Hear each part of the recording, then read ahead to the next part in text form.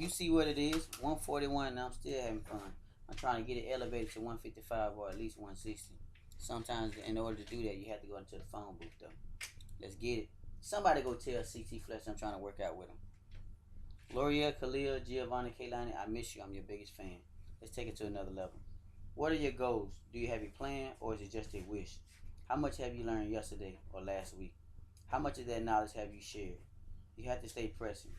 Martin Luther King once said, if you can't fly, then run. If you can't run, then walk. If you can't walk, then crawl.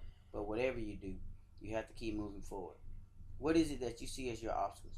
Is it your weight, height, skin color, level of education, background, upbringing? Well, whatever it is, you haven't died yet, and you still have an opportunity at opportunity. Applying this thinking shows you believe you have a purpose on purpose. Nothing can stop you. Not a bump in the road, not a mountain on the trail. Ask those that wanted to fly. They denied those that said don't try.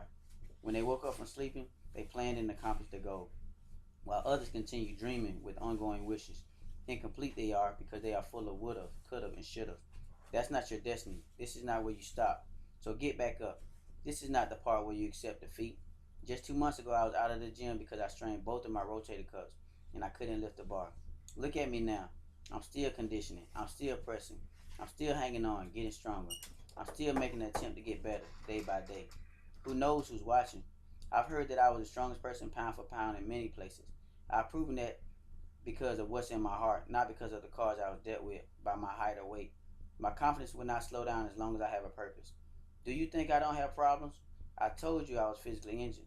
I too deal with depression moments, disappointing times, stressful situations, broken relationships, unfinished grieving. To all we can stand, for none will we fall. Look at babies, for example. They don't walk just by their legs. They use strong foundation to help them establish how they stand. So just to be able to take the first step. Sometimes you have to figure out if you have a strong foundation to hold on to. And then make yourself strong to the point where you can do things on your own. And if you so should happen to fall, remember to use your foundation to stand back up. And when you get back up, hold your head up. Show no shame in falling. Because you can change the standard by adding swag and raising the bar and making new limits for others to reach. Who says you have to be average? That would have made Michael Jordan a one-time champion. That would have made the Wright brothers auto mechanics. That would have made Deion Sanders a 4-4 running cornerback. Who says you have to stop because someone else gave up? Slow down because someone else got tired? Cry because someone else was weak?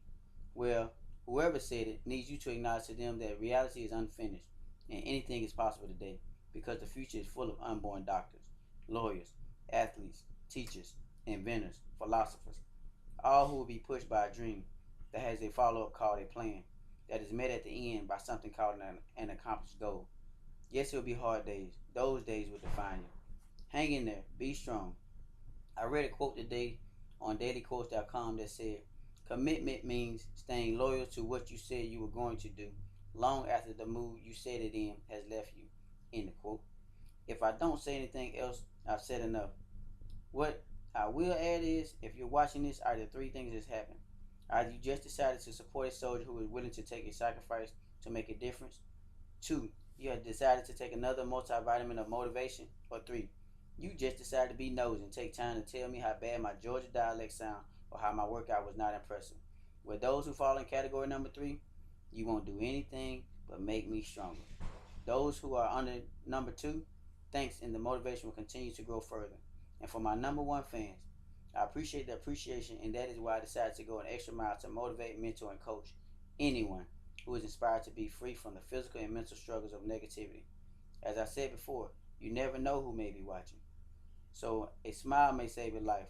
Being considerate may encourage another. And strong passion may bring back a brother or even a sister. In the Army, we have a saying, I will never leave a fallen comrade.